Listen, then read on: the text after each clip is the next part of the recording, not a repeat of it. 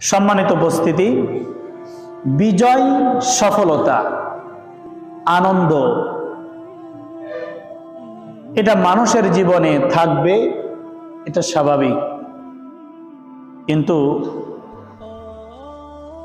আল্লাহ রাব্বুল আলামিনও কোরআনুল কারীমের ভিতরে বিজয়, সফলতা, চূড়ান্ত সফলতা, চূড়ান্ত বিজয় এটা কার জন্য, এই সম্পর্কে আল্লাহ তাআলা কোরআনুল কারীমের ভিতরে আলোচনা করেছেন।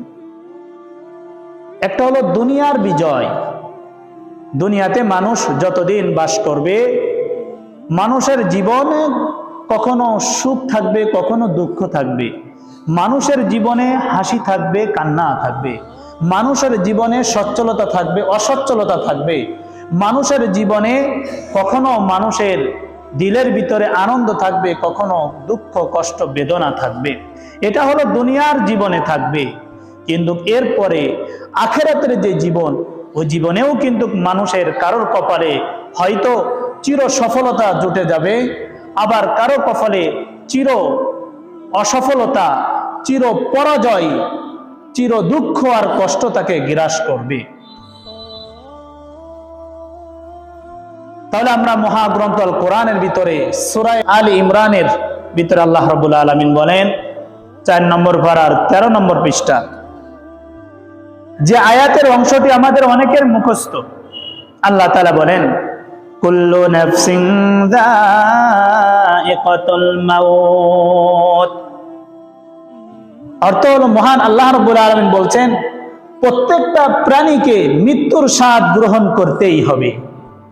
আল্লাহ রাব্বুল আলামিন এই কথাটা কোরআনুল কারীমের একাধিক জায়গায় বর্ণনা করেছেন।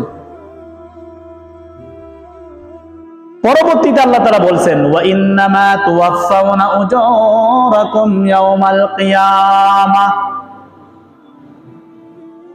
মৃত্যুর পরে আল্লাহ রাব্বুল আলামিন সমস্ত মানব জাতি আর জিন জাতিকে একত্রিত করবেন। এরপরে আল্লাহ রাব্বুল আলামিন বলছেন, ওয়া ইন্নামা তুওয়াফাউনা উজুরাকুম ইয়াওমাল কিয়ামাহ। কিয়ামতের দিন তোমাদের সকলকে পরিপূর্ণ প্রাপ্য প্রতিদান, বিনিময় দিয়ে দেওয়া হবে। পরিপূর্ণ প্রাপ্য, পরিপূর্ণ বিনিময়, পরিপূর্ণ প্রতিদান আল্লাহ রাব্বুল আলামিন কিয়ামতের ময়দানে প্রত্যেকটা নফস তথা মানব জাতিকে আর জিন জাতিকে আল্লাহ তাআলা দিয়ে দিবেন। বিজয়, সফলতা